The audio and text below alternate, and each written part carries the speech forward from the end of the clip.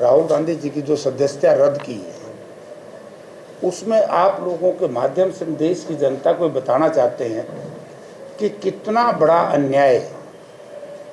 और कहते हैं कि भारत में कानून का राज है, पार्लियामेंट्री सिस्टम से चलता है, लेकिन ना तो जिस तरीके का सिस्टम अडॉप्ट किया गया, इसमें अडॉप्ट करने वालों को जैसे कहते हैं ना कि लोक राज लोक लाज से चलता है। आप लोग इसको देखोगे तो इसमें लोक लाज नाम की कहीं भारतीय जनता पार्टी और उसके सहयोगी दलों में नहीं मिलेगी, क्योंकि राहुल गांधी जी का जो सारा सिस्टम शुरू हुआ, जिसकी वजह से सदस्यता रद्द की गई, वो 13 अप्रैल 2019 को राहुल गांधी जी ने कोलार में चुनावी सभा की थी, तो उसमें भाषण था उनका। और 16 अप्रैल को आप ये देखिए, इनकी मंशा, इनकी इंटेंशन, इनका राजनीतिक द्वेष किस तरीके से झलकता है कि भाषण दिया कोलार में, और 13 अप्रैल को 16 अप्रैल 2019 को भारतीय जनता पार्टी के विधायक पूर्णेश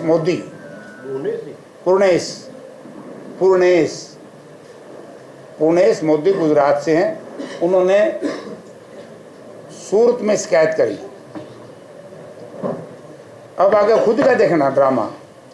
7 मार्च 2022 को, यानी कि लगभग 3 वर्ष के बाद, शिकायतकर्ता ने हाई कोर्ट में स्टे मांग लिया। खुद नहीं लोअर कोर्ट में कंप्लेंट करी और खुद नहीं हाई कोर्ट में इस केस पे स्टे ले लिया। और 7 फरवरी 2023 को जब राहुल जी ने मोदी और अडवाणी के संबंधों को लोकसभा में पूछा, आपको याद होगा कि 20,000 करोड़ रुपए की जो सेल्स कंपनी है उनका मालिक कौन है, यही तो राहुल जी ने पूछा था। तो जैसे 7 फरवरी 2023 को राहुल जी ने लोकसभा में ये जोरदार भाषण दिया और उसकी चारों तरफ देश में चर्चा चली कि वे अडानी जी की जो सेल्स कंपनी है, क्या उनका क्या संबंध है मोदी जी का। अब 7 फरवरी को हुआ भाषण, 7 और 9 16 9 दिन के बाद शिकायतकर्ता गुजरात हाई कोर्ट से अपना स्टे वापस ले लेते हैं।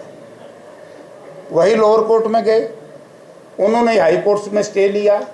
उन्होंने ही जैसे ही राहुल जी ने अपना भाषण दिया पार्लियामेंट में, और पार्लियामेंट का उनका भाषण जो है वो बहुत चला देश और दुनिया में, क्योंकि अडानी जी के खिलाफ इंडेंसबर्ग की जो रिपोर्ट आई, इंडेंसबर्ग के लोगों ने कह दिया था भाई अगर हमारी रिपोर्ट ये खराब है तो अडानी जी किसी भी न्यायालय में जा सकते हैं।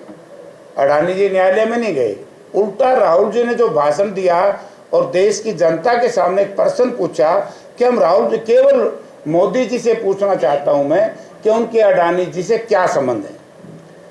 16 फरवरी को वापस ले लिया। 23 फरवरी ट्रायल कोर्ट में सुनवाई फिर शुरू हुई। 9 दिन का 7 दिन का फर्क है सारा। जैसे ट्रायल शुरू हुई 23 फरवरी को, 23 मार्च, 1 महीने से भी कम, राहुल जी को आनन फानन में माननीय अदालत ने दोषी ठहरा दिया। चलो अदालत का मामला है, अदालत का हम सम्मान करते हैं, लेकिन जिस तरीके का सारा ये एपिसोड आया है, अदालत के मामले को छोड़ करके अदालत फैसला करे, अदालत की मर्जी है, अदालत को कोई चुनौती या चैलेंज नहीं कर सकता, लेकिन अदालत के फैसले को चैलेंज किया जा सकता है अपर कोर्ट में, वो पार्टी फैसला करेगी।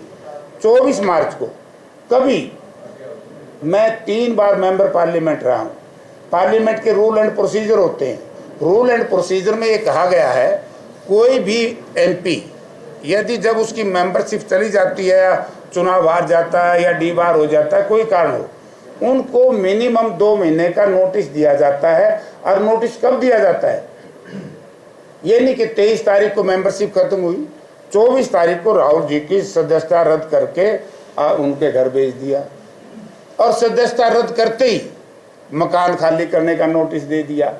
आप एक बात मैं इसमें कहना चाहता हूँ, क्या इसमें जिस तरीके से पार्लियामेंट्री अफेयर मिनिस्टर ने या सेक्रेटरी जनरल लोकसभा ने या स्पीकर साहब ने इस इस रास्ता जो इख्तियार किया है, मैं इसका इसलिए विरोध करता हूं, मैं नहीं करता, पूरा हिसार जिला कांग्रेस पार्टी के सभी नेता, सभी कार्यकर्ता और आम नागरिक इसलिए विरोध करता है कि ऐसा क्या आवश्यकता पड़ गई थी स्पीकर साहब ने, जब लोअर कोर्ट ने 1 महीने तक उनकी सजा सस्पेंड कर दी, तो 1 महीने के बाद अगर राहुल जी की आगे सजा सस्पेंड ना होती या राहुल जी आगे अपील में ना जाते, बेल ना कराते, अपील की जरूरत नहीं है, क्योंकि जैसे ही कोर्ट ने उनकी सजा सुनाई तो उन्होंने साथ में लिख दिया कि 30 दिन का हम इनको समय देते हैं। तो आनन फानन में सदस्यता भी रद्द कर दी, कोठी खाली कराने के नोटिस भी दे दिया, जबकि नहीं देना चाहिए था। तो इन सभी मामलों को लेकर के राहुल जी ने जो ये प्रश्न पूछे हैं, दीर्घकालीन होते हैं, उत्तरकालीन होते हैं, ये सारे के सारे मैं आपके सामने ये देना चाहूँगा। आप मीडिया के साथी, तो मीडिया के मैं विशेष तौर से प्रिंट और इलेक्ट्रॉनिक मीडिया से और यूट्यूबर साथियों से एक निवेदन करना चाहूँगा। ये तो मैं समझता हूँ कि कई बार कई तरह की परिस्थितियाँ होती हैं, और जिस तरीके से राहुल गांधी जी के या कांग्रेस पार्टी ने, आप ये देखिए, आप किस किस को निकालोगे, देश का लेकर आओगे? राहुल जी की तो सदस्यता, ये फोटो आप देखिए किनके हैं, ये भी राहुल जी बना के ले आए हैं क्या? ले तो तू जरूर देख, जी टीवी था, जी न्यूज, इसमें दिखवा लो। तो यानी कि आप एक बात मैं कहना चाहता हूं, इसको मैं संज्ञा देता हूं अघोषित आपातकाल। यानी कि चाहे आम आदमी पार्टी के नेता हो, चाहे माननीय लालू जी और उनका परिवार हो, चाहे एनसीपी के नेता हो, चाहे उद्धव ठाकरे जी के दल के लोग हों, मतलब जो भी एक बार आवाज़ उठाता है, सच्चाई की सामने लाने का प्रयास करता है, तो उनके घर में ईडी, सीबीआई, इनकम टैक्स तत्काल भेज देते।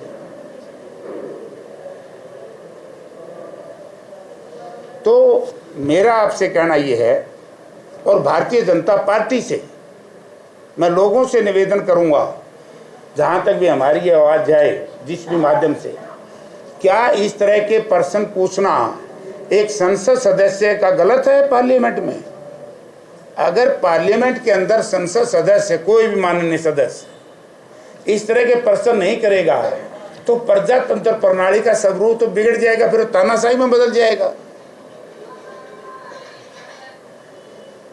तो राहुल जी ने तो केवल एक बात पूछी थी उस दिन कि मैं कुछ नहीं पूछना चाहता, जो ये सेल्स कंपनी है 20,000 करोड़ रुपए हैं, ये किसके हैं, और मोदी जी देश की जनता को ये बताए कि आपके और अडानी जी के क्या संबंध है। तो इसमें क्या गलत भाई?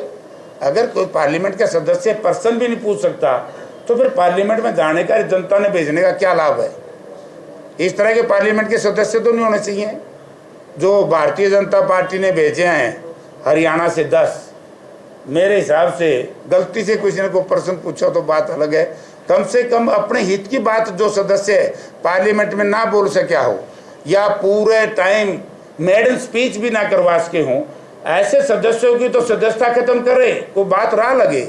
लेकिन राहुल जी के ऊपर केवल द्वेष, बदले की भावना, क्योंकि केंद्र सरकार भयभीत है।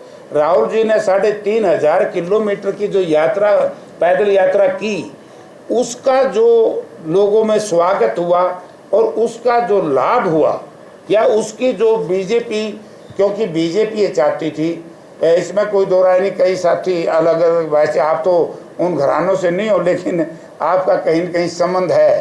तो जब प्रजातंत्र में कहीं न कहीं प्रिंट मीडिया, इलेक्ट्रॉनिक मीडिया किसी पार्टी या नेता की या जनता की आवाज़ दबाना चाहे किन्हीं कारणों से, नगमा निगार नहीं, बड़े घर मालिक, तब प्रजातंत्र में एक सिस्टम है कि नेता अपनी लाठी और लंगोटी लेकर के अपना निकल जाए।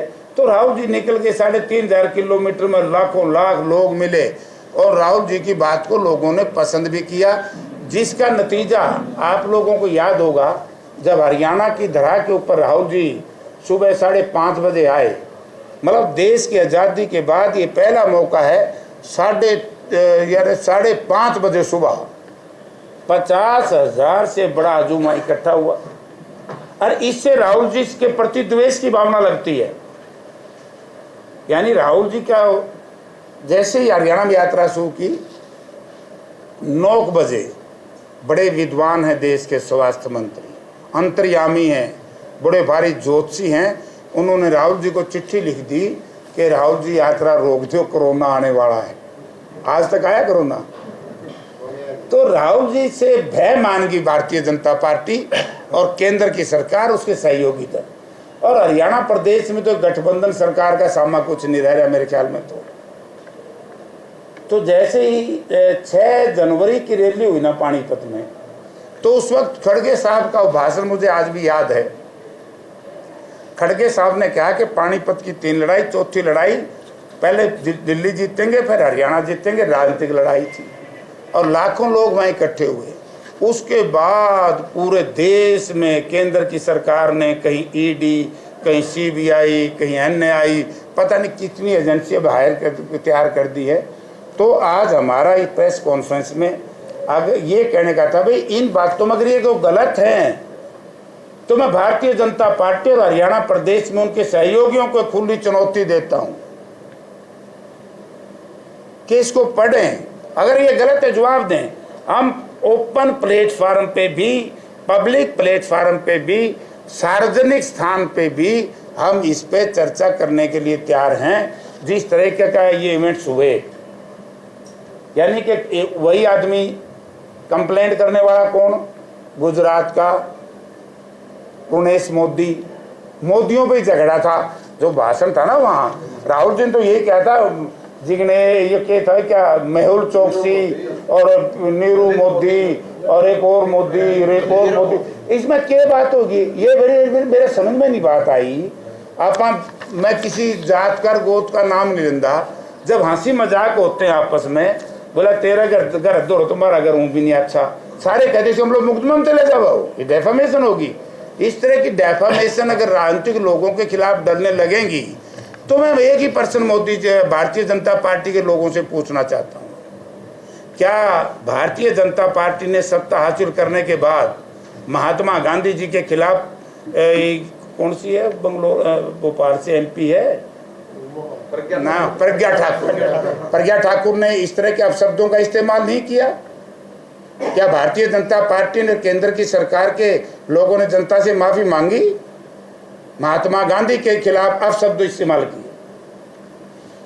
क्या खुद से प्रधानमंत्री जी ने पंडित जवाहरलाल नेहरू को लेकर के पार्लियामेंट में ये नहीं कहा कि राहुल जी जवाहरलाल नेहरू जी का नाम लेते हुए संकोच क्यों करते हैं? अरे भाई, नेहरू जी का राजीव गांधी सरनेम कैसे लिख सकते हैं? राहुल जी बेटे हैं राजीव जी की, ठीक है, राजीव जी का सरनेम आएगा ना, राजीव या राहुल, ये तो अपने सरनेम गांधी लिख दिया। नेहरू का नाम कहाँ आएगा? इंदिरा जी से ऊपर उनके पिताजी थे नेहरू, वो गांधी जी के साथ मैरिड होगी, तो मैरिज के बाद फिर जो लड़की है उसका सरनेम हस्बैंड का लिखा जाता है ना। ये तो प्रथा भी उल्टी चलाना चाहे हैं, इस देश में और मरवाएंगे, एक लठ और बाजेगा काम का है कि नहीं बात? तो यानी कि भाई लोगों ने इनको वोट दे करके, यानी कि नेक्स्ट सेल में मैं ये कह सकता हूँ कि बहुमत का नाजायज फायदा किसी भी दल ने जब पार्लियामेंट या असेंबली में उठाता है तो वो दल निरंकुश हो जाता है।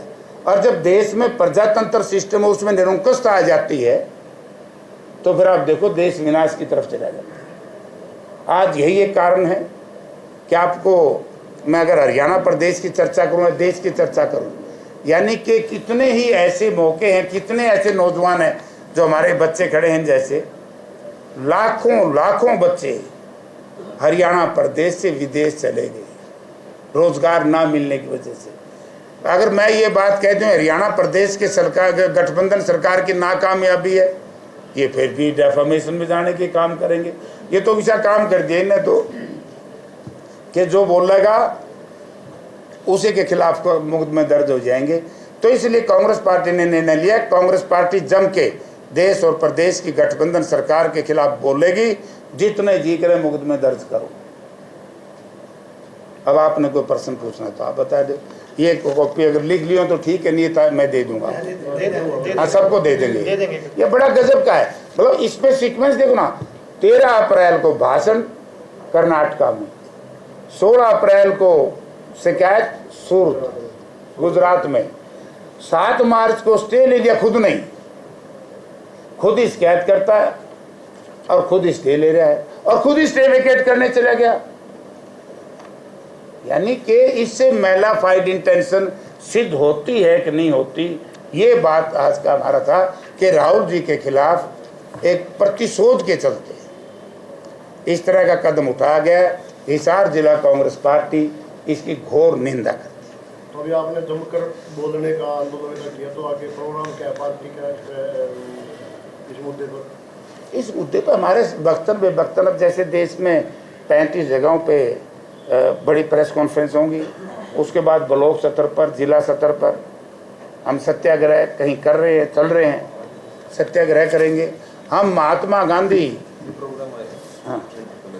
हाँ ये आ गया, तो आज जैसे प्रेस कॉन्फ्रेंस का हो गया, फिर प्रेस कॉन्फ्रेंस दूसरी होगी 1 अप्रैल को होगी जिला लेवल की, फिर 15 से फिर शुरू हो जाएंगे सम्मेलन और ये तो चलता रहेगा। ये मतलब ये है, कांग्रेस नहीं करेगी, बल्कि मैं तो कहता हूं एक बात बड़ा अच्छा हुआ, राहुल जी जिस परिवार से संबंध रखते हैं, केंद्र की भारतीय जनता पार्टी और भारतीय जनता पार्टी की सरकार इस बात को भूल गई।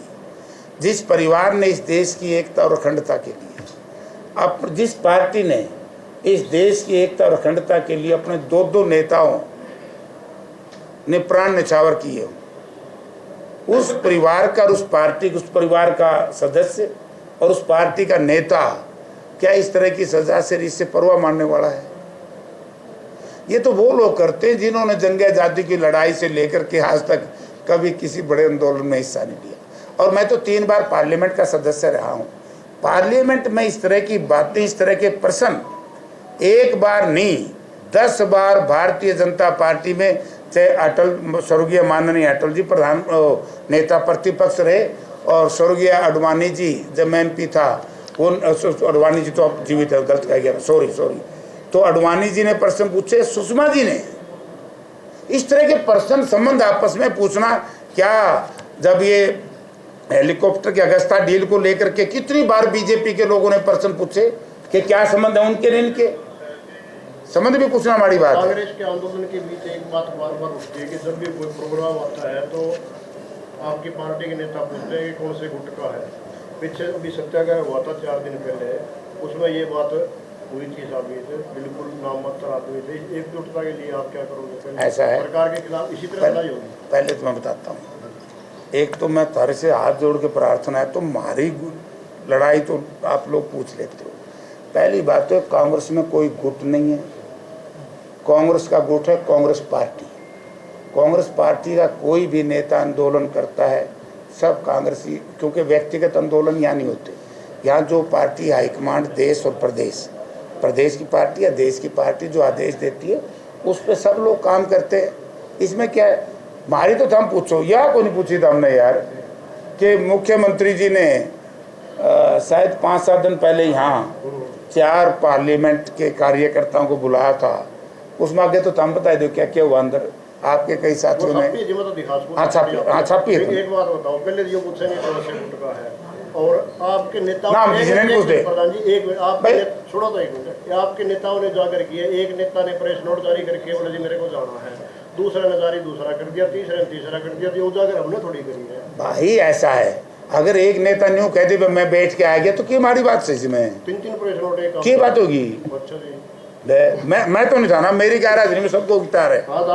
मैं प्रभारी मैं हूँ यहाँ का, मैं हूँ तो मेरी तरफ से नोट आएगा जब तक मैं हूँ। और बाकी जो साथी सब नेता बराबर के हैं, मेरे में क्या फर्क है? ये तो सारे बराबर हो रहे हैं। अब इसमें कुछ नहीं फर्क पड़ता। आप देखो, अगर ये चर्चा करें,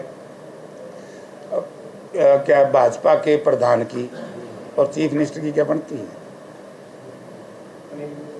अनिल विज के चीफ मिनिस्टर के रोज प्रतिशोध एक दूसरे के खिलाफ अलग अलग बयानबाजी नहीं आती। ये तो देखो ऐसा है, ये बड़ी पार्टियां आज मैंने बुलाए भाई, आज ये प्रेस कॉन्फ्रेंस है केवल डिस्ट्रिक्ट के प्रभारी की, ये मेरी प्रेस कॉन्फ्रेंस है। आज सारे प्रभारी लिखे उसमें, प्रभारी प्रेस कॉन्फ्रेंस करेंगे, जिन जिन लोगों को सूचना पहुंच पाई।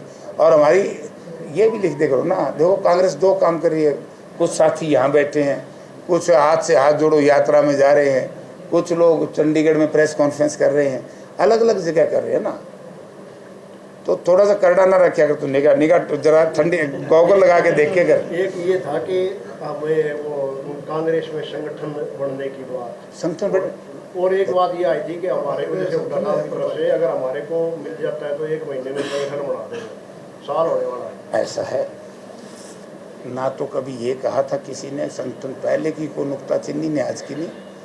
प्रदेश कांग्रेस कमेटी की जो जहाँ तक मुझे संज्ञान है, मुझे ज्ञान है, उन्होंने अपनी लिस्ट संगठन की, हमारे यहाँ सिस्टम है क्योंकि अभी चुनाव खत्म हुए ना, अभी वो सारे होकर के लिस्टें हाईकमांड पे जाली हैं। अब हाईकमांड की मर्जी है वो कब उसको लिस्ट को रिलीज करे। यहाँ से लिस्टें बन के पीसीसी से जाली है। अब उनकी मोहर तो जरूरी है ना सेंट्रल इलेक्शन कमेटी की। जैसे सेंट्रल इलेक्शन कमेटी की मोहर लगेगी, वो जो जिस जिले में जिसको ठीक है, जो गए हैं यहाँ से, उनको कर देंगी। दूसरी बात ये कि बार बार ये कहना गुट कोई नहीं होता, एक सिस्टम है। आज जो पीसीसी प्रेसिडेंट हैं, कल जो पीसीसी प्रेसिडेंट थे, आगे जो पीसीसी प्रेसिडेंट आएंगे, जो बहुत सालों से पीसीसी प्रेसिडेंट, यहाँ कोई क्षेत्रीय पार्टी की तरह तो है नहीं, एक ही परिवार का, चाहे को दादा हो, चाहे पोता हो, चाहे पड़पोता हो, सारा सामा एक रहे। यहाँ बदलते रहते हैं, हर किसी की अलग अलग ड्यूटियाँ लगती हैं, हर आदमी अपनी अपनी ड्यूटी का निर्वाह करता है। आप और हिसाब से एमपी रह चुके हो, और हिसार के एमपी को लेके और इन दिनों चर्चाएं ज़्यादा जजपा और एमपी में पढ़ी भी हुई आपने कि आप अपनी या तो अपनी औकात में रहो, नहीं हमें वो जैसे वो पैसा गठबंधन के बारे में। ये तो गठबंधन मेरे क्या लूट बंधन है, ये तो लूट के लिए बड़ा हुआ बंधन है, लूटने के लिए प्रदेश को लुटवा दिया है। और किसी भी सांसद के खिलाफ इस तरह की दूसरी इनका सहयोगी दल का है।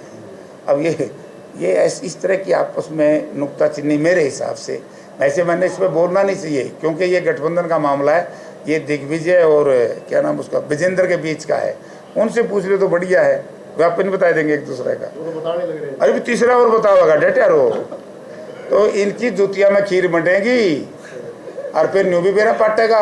अब सुन ले, शराब घोटाले की एससीटी रिपोर्ट भी आएगी, धान घोटाले की एससीटी रिपोर्ट भी आएगी, रजिस्ट्री घोटाले की रिपोर्ट भी आएगी। डिस्क्लोजर तो किसी के आ ही नहीं रहा।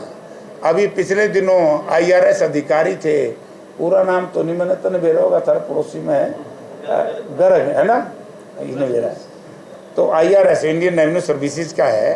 अब आप देखिए नियत लोगों की, इसलिए मैं इसको लठबंधन, लूटबंधन, ठगबंधन, कितने नाम ले लो, मतलब भ्रष्टाचारी से संबंधित। ये आईआरएस था इंडियन रेवेन्यू सर्विसेज का, भारत सरकार का अधिकारी था। इसको क्या आवश्यकता पड़गी ऑन डेपुटेशन हरियाणा प्रदेश में ले आया गया। पहले तो मैं हरियाणा प्रदेश के मुख्यमंत्री जी से निवेदन करना चाहूँगा, इसका मतलब आपने हमारे जो सिविल एडमिनिस्ट्रेशन या स्टेट सर्विसेज के एचसीएस हैं, उनके ऊपर विश्वास नहीं है। सेंटर के आदमी को ले आकर के यहाँ बिठाना, और उसके बाद मैंने अखबार में पढ़ा है कि 40 करोड़ रुपए की संपत्ति उस अधिकारी ने मानी कि उनके पास है, जो आरोप लगे। और ये घोटाला है तकरीबन, जो हम पढ़ते हैं कहीं की social media, electronic media, print media से, ये तकरीबन आया को 200 करोड़ रुपए का। 160 करोड़ रुपया वाले तो पकड़ लो भाई। 160 करोड़ रुपया कौन उस महकमा का मंत्री है, कौन उस वक्त इनसे डील करता था, ये सारा हुआ। अभी तो 6 महीने पाछे ये ईडी वीडी सारी उरे लग गई है हरियाणा में। हाँ, और मैं तो आज एक अखबार में और पढ़ लिया, फिर हिसार जिले को लुटवा रहे हैं। बोला 1 नवंबर से यहाँ वो चल पड़ेंगी हवाई जहाज। ये पहली बार चल रहे हैं क्या? पहली बार चलेंगे? ये पहले 2 बार चल चुके हैं। स्वर्गीय चौधरी भजनलाल थे, उस वक्त भी चली थी। कौन ऐसा आदमी है हिसार से चंडीगढ़ जाएगा, 1 घंटा पहले तो हवाई अड्डे पर जाना पड़ेगा ना, फिर बोर्डिंग होएगा, चेक इन होएगा, फिर जहाज में बैठेगा, 45-50 मिनट का रास्ता, घंटा वो लग गया, घंटा वो उतर के उड़ जाएगा, 3 घंटे में तो अपना सीधा फर्र दी जाएगा। ये बना दिया ना हुड्डा साहब ने, बहुत बढ़िया एक्सप्रेस हाईवे, ये इन्होंने तो नहीं बनाया ना, हिसार के लोगों की सुविधा के लिए, ताकि कोई भविष्य में इस तरह का गलत किस्म के हाथ में लोग सत्ता ना दे दें और वो लोगों का नाजायज फायदा ना उठाए। यही पोजीशन दिल्ली की है। अब कहते हैं यहां से गुजरात जाएगा, कौन जाएगा? तो भैया ये लोगों को लूट का सौदा है, ये तो घोटाला पे घोटाला। मैं तो कहता हूं जिस दिन कांग्रेस पार्टी की सरकार बनेगी, इतनी एप्लीकेशन आएगी इन लोगों के खिलाफ, विजिलेंस जांच, इसकी भी विजिलेंस जांच, ये रजिस्ट्रियाँ हो रही हैं धक्के पक्के की, पकड़ के लोगों से हिसार की बहुत कंप्लेंट जाएंगी। और डीसीएम का मामला बड़ा खतरनाक है। ये जो डीसीएम वाले ने ये कॉलोनाइजेशन शुरू की है, शायद मेरी जहाँ तक अकल है काम करती है, उसमें स्टे हो गया शायद, इस पर रुक गई ना। अरे हमने तो वोट लेना हो, तुम तो बताए जो रुक गई, स्टे हो गया ना। हाँ इनसे क्यों पूछे? तो ना इन भाई देखो, पूछना चाहिए उनसे जो। तो ये मेरा कहने का मतलब है कि इसमें और कोई पर्सन है तो पूछो, फिर भाईचारे की बात कर लेंगे। हिसार में 723 करोड़ रुपए एलिवेटेड रोड बनने जा रहा है। आज अखबार ने भी दिया एक में कि वो जापान से कर्ज लेके बनाया जाए। देखिए वैसे तो इस सरकार के ऊपर मुझे या हरियाणा प्रदेश की जनता ने विश्वास नहीं है। ये एलिवेटेड रोड, आपको याद होगा जब चौधरी भूपेंद्र सिंह हुड्डा पहली बार पहली सालगिरह 100 साल क्या बनाते उसको ना, 365 अपने महावीर स्टेडियम में मनाई थी। मैं मेंबर पार्लियामेंट था यहाँ से, और सावित्री जिंदल जी मिनिस्टर थी, और उस वक्त ये फैसला हुआ था कि यहाँ का जाम को कैसे हटाया जाए। तब ये एलिवेटेड रोड की घोषणा हुई थी। उसके बाद मैं 5 साल इंडिपेंडेंट एमएलए भी रहा। मनोहर लाल जी मुख्यमंत्री थे और कमल गुप्ता जी एमएलए थे, बने नहीं उस वक्त। कमल गुप्ता ने एक दिन कह दिया असेंबली में खड़े होके, बोला मैं धन्यवाद करता हूँ मुख्यमंत्री जी का, उन्होंने हिसार में इंटरनेशनल एयरपोर्ट बना दिया, महाराजा अग्रसेन के नाम से उनका नाम रखा, नामकरण किया। अरे महाराजा अग्रसेन के नाम से अगर इस तरह का अच्छा काम था तो सच्चाई की बात तो कर दंदे। इंटरनेशनल एयरपोर्ट डोमेस्टिक है नहीं, डायरेक्ट इंटरनेशनल कर दिया ने डाकिया ने। अरे घर में सूतने पुणी जुड़ाया गला लाटम लाटा, डोमेस्टिक नहीं। आज तक भी इसका स्टेचर जो है केवल फ्लाइंग क्लब का है, फ्लाई क्लब से ऊपर नहीं है। ये लोगों को भुका के प्रॉपर्टी का काम करके, ये तो डीलरों की सरकार होगी, डीलरों की। तो इसलिए इसका जवाब दे दो, भी भुकान लग रहे हैं। एलिवेटेड वे का आपने जो प्रश्न पूछा बड़ा वाजिब है। ना नौमन तेल होगा ना राधा नाचेगी, इसी सरकार का ये अभिमन्यु था, ये क्या बोलते वित्त मंत्री, और मैं एमएलए था। मैंने यही प्रश्न एक उन्होंने कहा, दीन बंधु सर छोटू राम के नाम से गांव में हम वो बनाएंगे सीवरेज, और उसका बजट रख दिया 1200 करोड़ रुपया। मैं खड़ा होकर बोला भाई एक बात का फैसला करो, दीन बंधु सर छोटू राम का नाम बहुत बड़ा नाम है, देश में भी है और विदेश में भी है, उसके नाम से झूठ ना बोल दियो। अरे वो झूठी बात पाई बना कड़िया सीवरेज। मैं क्या, अगर लोन नहीं मिला, उन्होंने कहा वर्ल्ड बैंक से हम लोन लेंगे, अगर वर्ल्ड बैंक ने लोन नहीं दिया क्या स्टेट फंड से उसको बनाया जाएगा? नहीं बनाया। ऐसे ही मेरा प्रश्न इससे है सरकार से कि जब जर्मन से लो, जापान से लो, अमेरिका से लो, आमने मतलब नहीं, आमने बहकाओ ना। पहली बात तो यह कि जर्मन लोन देवे क्यों, जर्मन वाले तो आज इनके वैसे खिलाफ बोल रहे हैं, बोला इनका जमहूरियत में विश्वास नहीं है। दूसरी बात यह, इस प्रकार का लोन का मुझे तो ज्ञान नहीं, मैं अर्थशास्त्री नहीं हूँ, लेकिन अर्थशास्त्री दूसरे भी नहीं है, वे भी मेरे वर्ग हैं। बुलेट ट्रेन में तो इनकम है ना। बुलेट ट्रेन दूसरी चीज में आई है। बुलेट ट्रेन जो आई है वो तो बन के आई है। एलिवेटेड रोड को इमूवेबल प्रॉपर्टी है, मूवेबल नहीं है, तो बना दे तो अच्छा है, लेकिन ड्रामा करे। और बोलो।